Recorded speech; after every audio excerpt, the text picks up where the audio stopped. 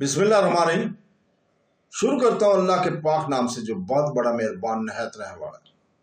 दोस्तों, बहनों, भाइयों, बुजुर्गों, अस्सलाम वालेकुम वरहमतुल्लाहि वबरकातुहू। हम आपको हुजूर पाक सल्लल्लाहु अलैहि वसल्लम की हदीस मुबारक के सिलसिले वार इस प्रोग्राम में खुशामदीद कहते हैं।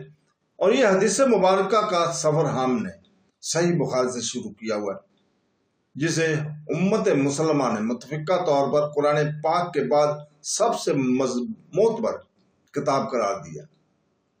हदीस मुबारक अल्फाज का एक सिर्फ बयान नहीं है, बल्कि हदायत का चिराग और सुन्नत का दरीचा और हुजूर पाक सल्लल्लाहु अलैहि वसल्लम की अब्दी हिकमत की याद दहानी है।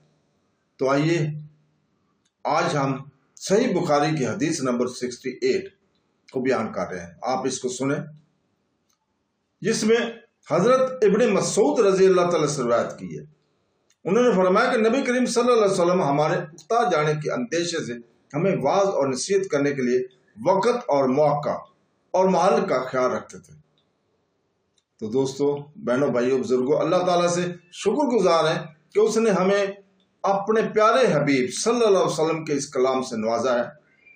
और हम कल तक आज से इजाज़त चाहते हैं और साथ दुआ करते हैं कि या अल्लाह, हमें कुरान पाक और हदीस नबवी सल्लल्लाहु अलैहि वसल्लम को पढ़ने, सुनने और उसके ऊपर अमल करने की तौफीक अता फरमा। आमीन सुम आमीन। अल्लाह हाफ़िज़।